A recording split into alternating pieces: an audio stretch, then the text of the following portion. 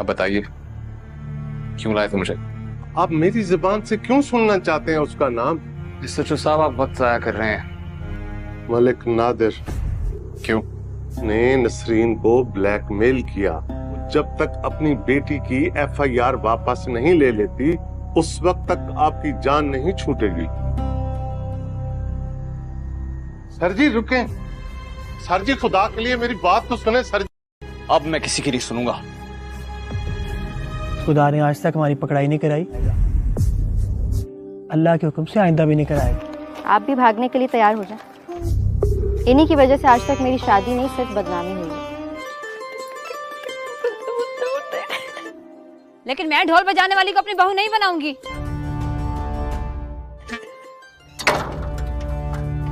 Doctor,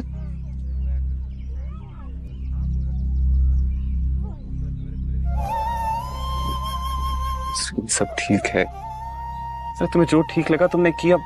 मुझे तुमसे कोई गिला नहीं है। छोटे भाइयों के सामने नहीं रोते बेवकूफ।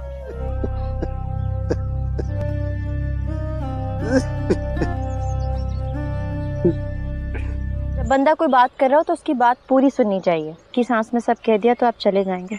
मैं चाहती हूँ आप ना जाएं। मैंने तो अपने अब्बा को बता दिया है और उन्होंने मेरी मर्जी पे आमीन भी कह दिया। ये तो अब आपकी मर्जी है कि आप कब लाते हैं अपने घर वालों को मेरे घर पर। अब आप अपने माँ बाप को भेजने से पहले ये बताएं कि आपको मेरी शर्तों के बारे में तो पता है ना? हाँ, थोड़ा बहुत पता है, ज्यादा। एक्सक्यूज मी जी। अस्सलाम वालेकुम अब्बू। वालेकुम अस्सलाम। तुम्हारी वो लव स्टोरी कहाँ तक पहुंची? बता दूं तुम्हारी माँ को? अब अब्बू, मेरा तो ख्याल है आप उन्हें लेकर सीधा यहीं आ। ड्रामा से इज्जत पत्तों का बन अपने इख्तिताम को पहुंच चुका है। नेक्स्ट एपिसोड में आप लोग देखने वाले हैं कि जिसमें एक तरफ तो डॉक्टर नौफिल और मीनू एक हो जाएंगे। उधर मुकद्दस और रोशन, जो कि मुकद्दस से रात को एक बार फिर से मिलने जाता है तो वो डरती है कि कहीं अब्बा ना आ जाए तो हम पकड़े ना जाएं। तो ये रोशन इसे तसल्ली देता है कि जिस खुदा ने आज तक हमारी पकड़ाई नहीं ही करवाई, अल्लाह के हुक्म से आइंदा भी नहीं करवाएगा। मोहब्बत और मेहनत में सिर्फ एक नुक्ते का फ़र्क होता है, और ऊपर लगाओ तो मेहनत नीचे लगाओ तो मोहब्बत। तो बस फिर कुछ लम्हे पीते थे कि इसी वक्त इसी मुकद्दस का अब्बा आ गया ढोल उठाकर रात के पहर। तो वो रोशन और मुकद्दस को एक साथ देखता है। कौन से नुक्ते सिखा रहा है? तो मेरी बेटी को रोशन और मुकद्दस दोनों ही परेशान हो गए।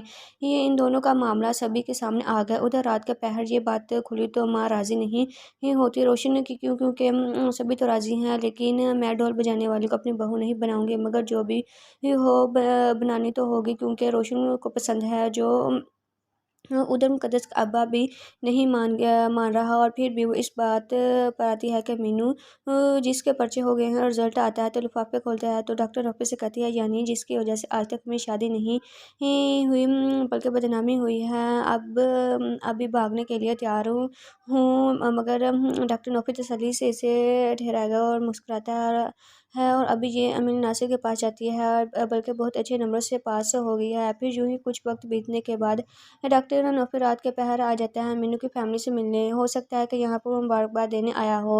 मीनू जो कि सामने ठहरी है इसे देख रही है और अंदर ही अंदर से काफ़ी खुश होती है कि इसकी तो खुशी का आज कोई ठिकाना ही नहीं रहता।